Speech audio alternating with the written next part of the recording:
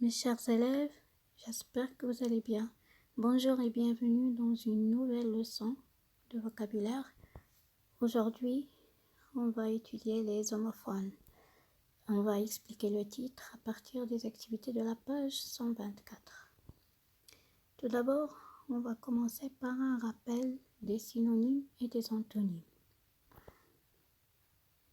Commençons par les synonymes. Le synonyme d'un mot, c'est quoi? Le synonyme d'un mot, c'est un autre mot qui a le même sens ou un sens voisin. Et comme exemple, on a bateau, on peut dire bateau, navire, barque, embarcation, voilier.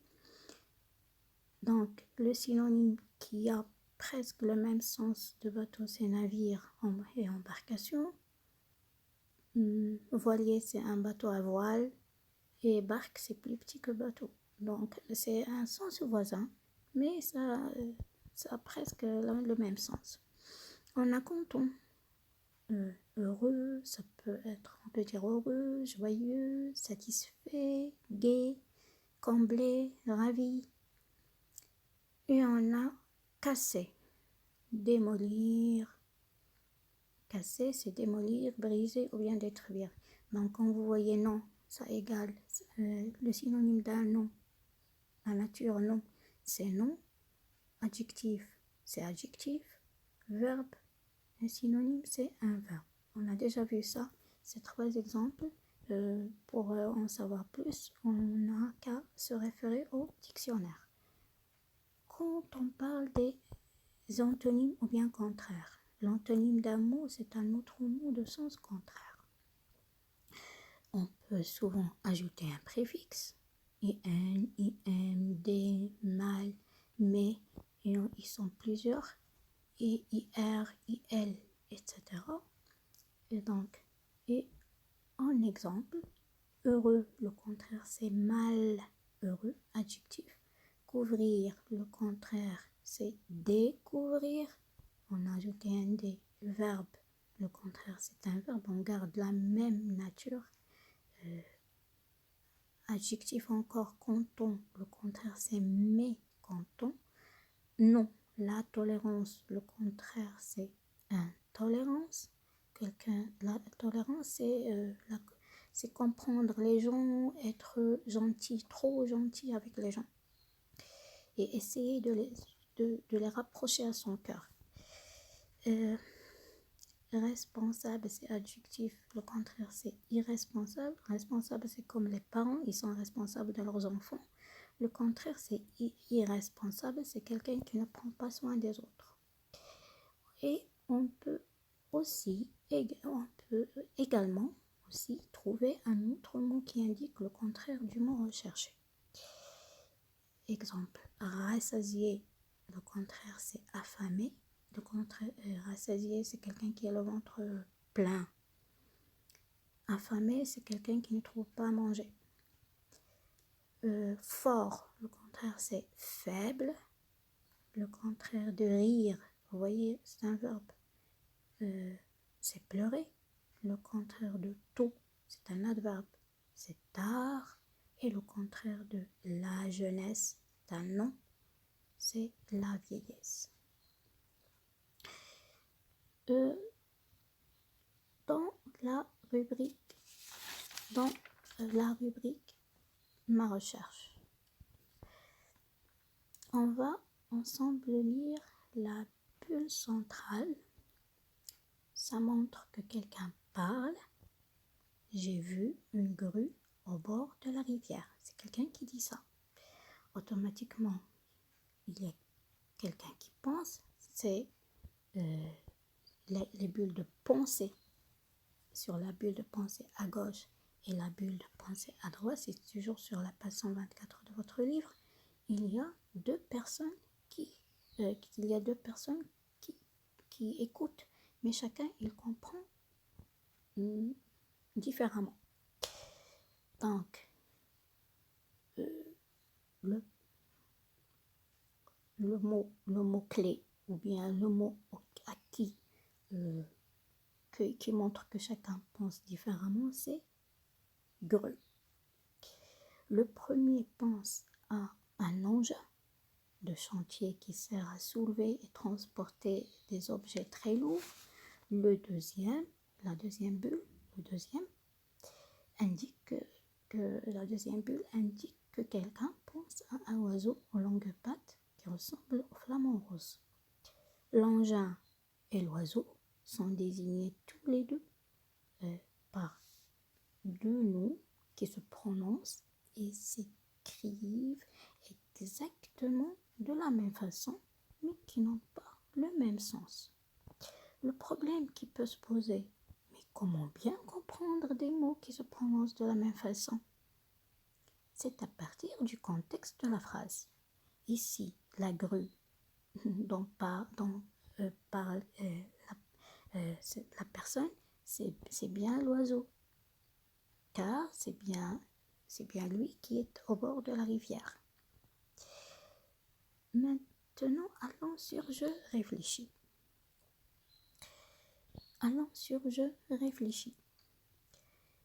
On va comparer les articles de dictionnaire deux par deux.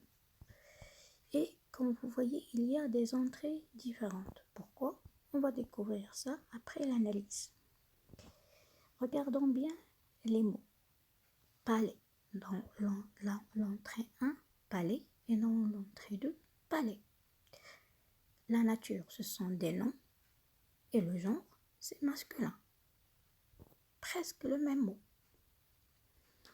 Mais, regardez dans l'entrée 1, palais. Il a deux sens. C'est une demeure vaste et somptueuse d'un souverain, d'un chef d'État ou d'un personnage important. Le palais présidentiel, comme les palais du roi Mohammed VI, qu'Allah le garde. Nom ou bien un nom donné à de grands édifices publics ayant des fonctions diverses. Le palais des sports, le palais des expositions, ou bien le palais des congrès ici à Marrakech. C'est un grand bâtiment dans lequel il y a des personnages très importants qui assistent. Ils font des conférences et tout. Palais, maintenant la deuxième entrée, c'est palais. Non masculin, mais ça indique la paroi supérieure interne de la bouche. On peut la toucher avec la langue. Je me suis brûlé la bouche en mangeant de la soupe chaude. Donc, et on se brûle le palais.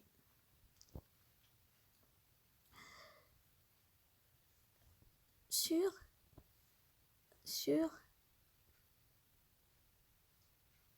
le deuxième exemple, on a manche avec manche. On a toujours deux mots qui se prononcent de la même façon, mais qui n'ont pas le même sens. On va lire que le premier, c'est un nom féminin. Et le deuxième, c'est un nom masculin. Ils ont la même nature, mais pas le même genre.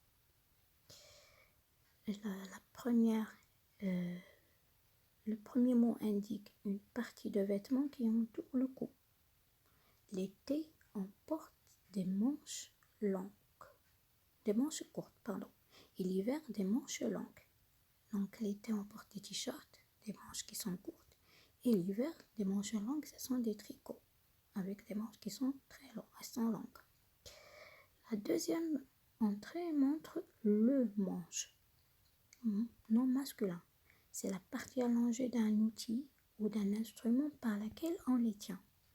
Le manche d'un couteau, d'un balai, d'une pioche ou bien le manche d'une guitare.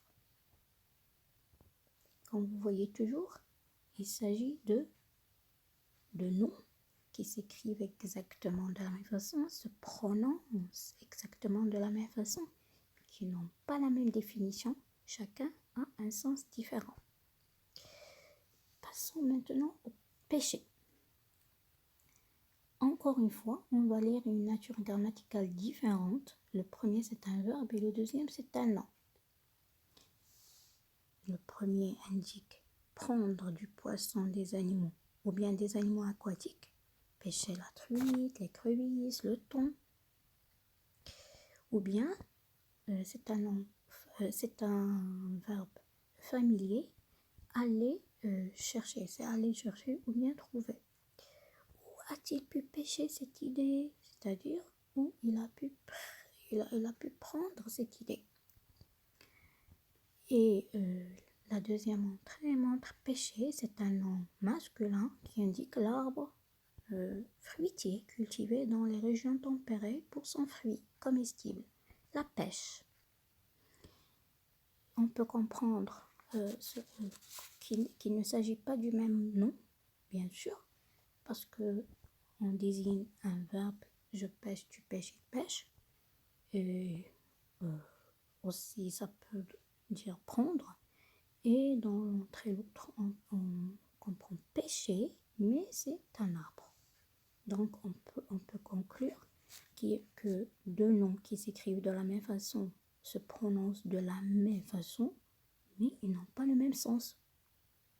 Vous voyez? Donc, ils sont distingués dans le dictionnaire Larousse Supermajor 2015. Il y a une entrée pour chaque mot. Ils sont parfois de la même nature grammaticale, parfois non. Et voici quelques exemples pour mieux comprendre les situations. Palais 1, l'entrée 1, voilà le palais présidentiel. Et l'entrée 2, le palais, c'est la paroisse supérieure. Vous voyez, c'est déjà montré par la flèche. Manche, la fille sur la gauche, elle met un tricot avec une manche longue, deux manches longues, vous voyez. Et l'autre, elle met un tricot court d'été, c'est avec des manches courtes. Et le manche de balai et le manche de guitare. On a le verbe pêcher. Regardez, le garçon, il est fier parce qu'il vient de pêcher un gros poisson. Et la deuxième entrée, pêcher, c'est, vous voyez, c'est les pêchés, les fruits. Ils sont bien juteux et comestibles. Maintenant, on va dans la deuxième activité. Dans chaque phrase, on va lire les phrases à haute voix. Qu'est-ce qu'on va remarquer?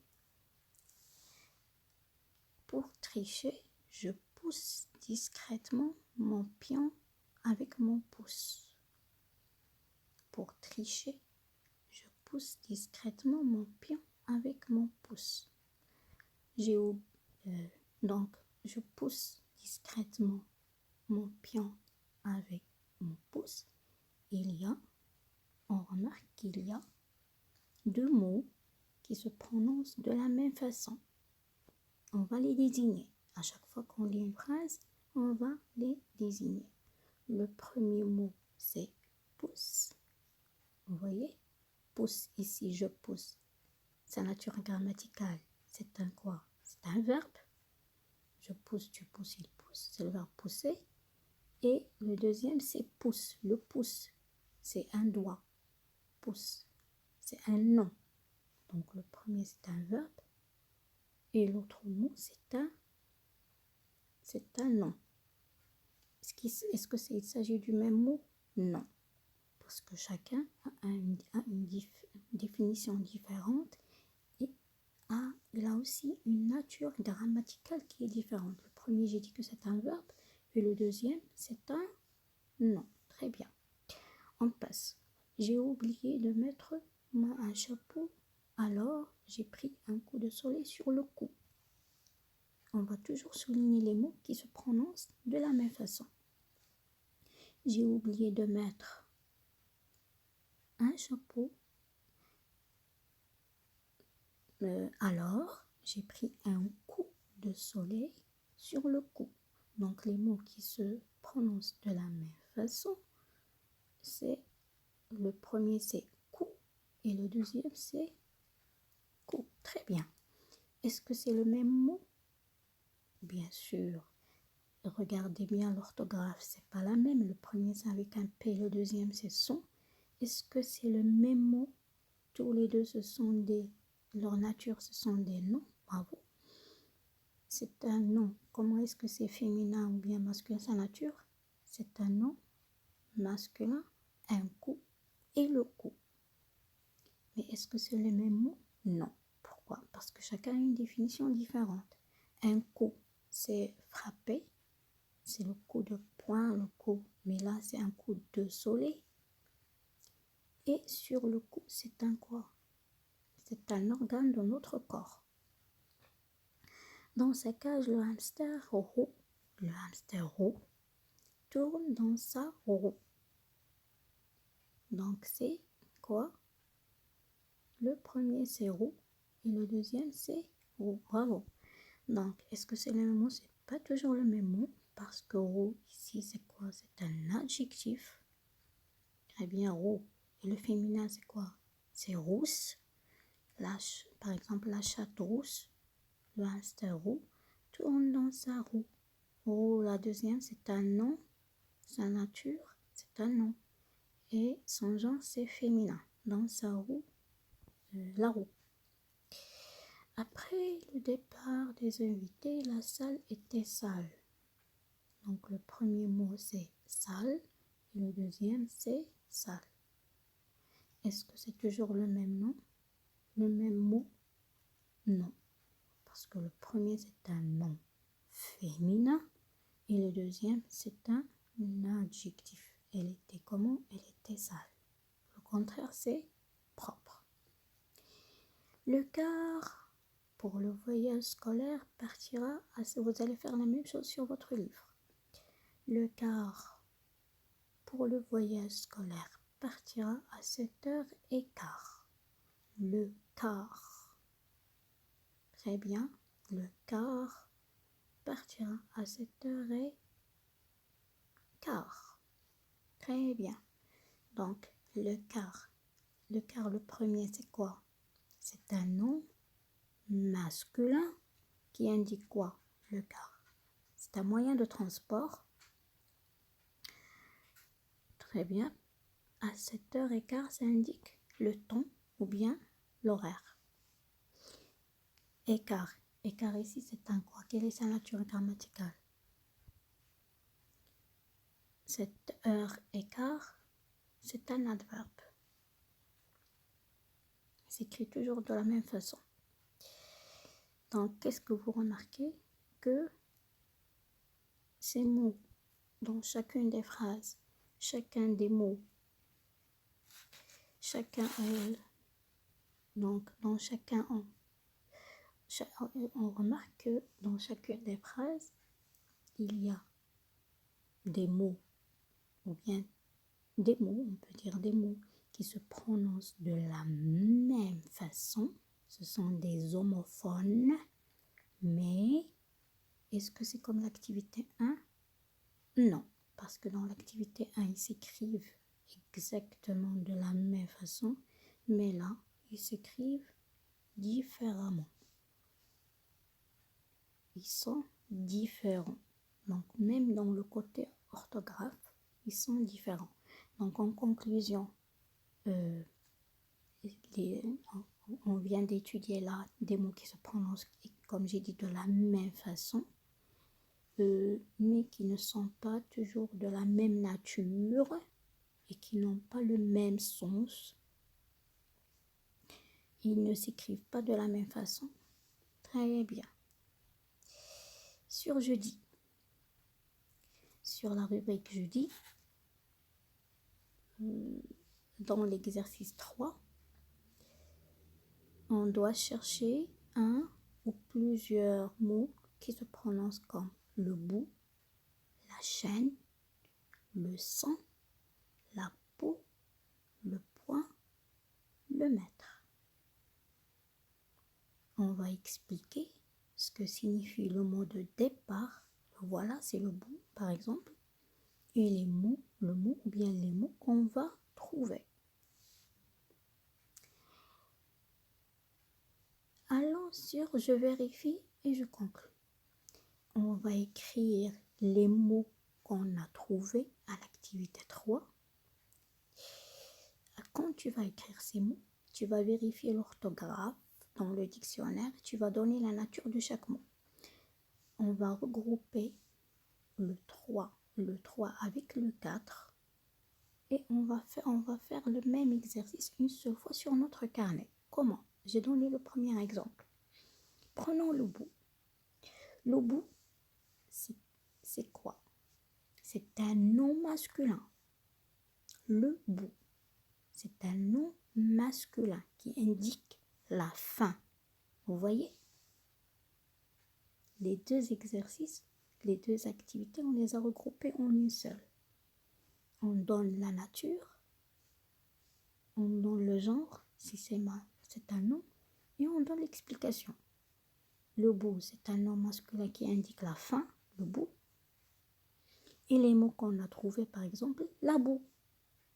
Le bout avec la boue, c'est un nom féminin qui indique le mélange de l'eau et de la terre.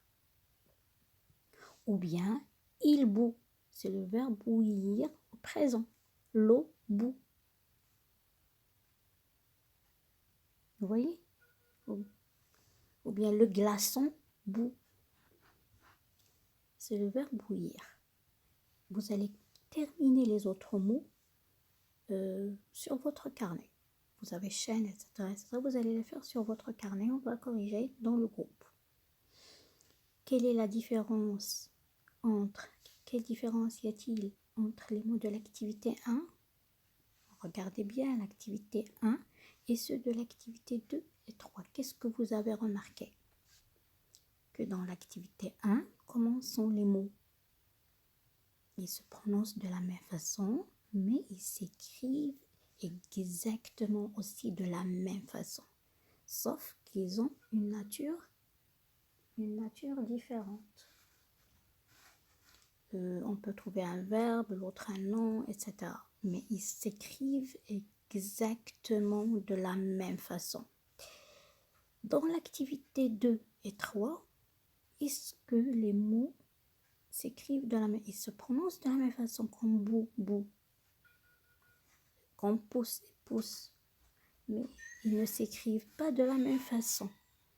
Ils ne s'écrivent pas de la même façon, ils n'ont pas la même orthographe. Ils n'ont pas la même orthographe. Très bien, mais ils sont tous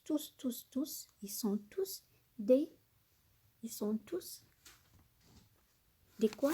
Des homophones. Bravo, bravo, bravo.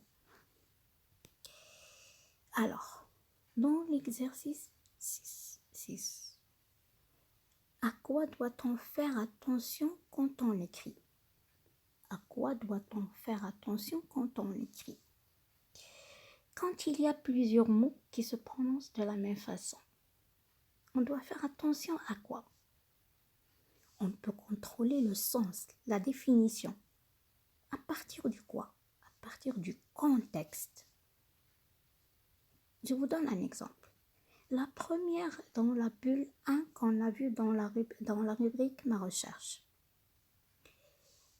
Comment on a compris la grue? À partir du contexte de la phrase. Grue, grue, grue. C'est pas l'engin qui peut être au bord de la rivière, mais c'est l'oiseau.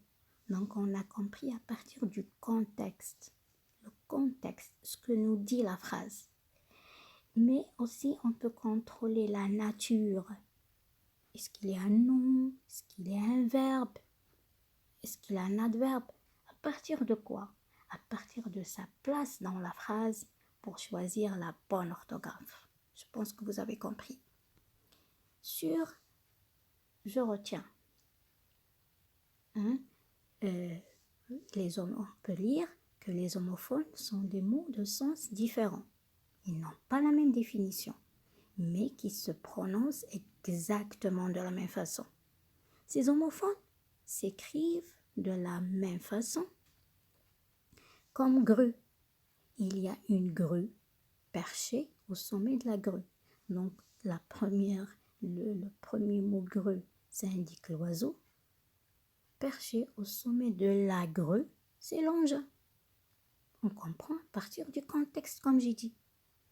D'autres n'ont pas la même orthographe. Ils s'écrivent différemment, comme pouce avec pouce, comme bout avec le bout avec T et la bout avec E. Comme quoi, ici on a donné un exemple. Il faut beaucoup marcher. Marcher, c'est faire la marche. C'est un mouvement. Pour aller au marché, c'est le lieu. On fait le mouvement, c'est le verbe. On fait un mouvement, d'accord? Une action, c'est l'action de marcher. Pour aller à un lieu qui est le marché. Le marché, c'est là où on achète nos provisions. Et merci pour votre bonne attention et à la prochaine fois. Au revoir.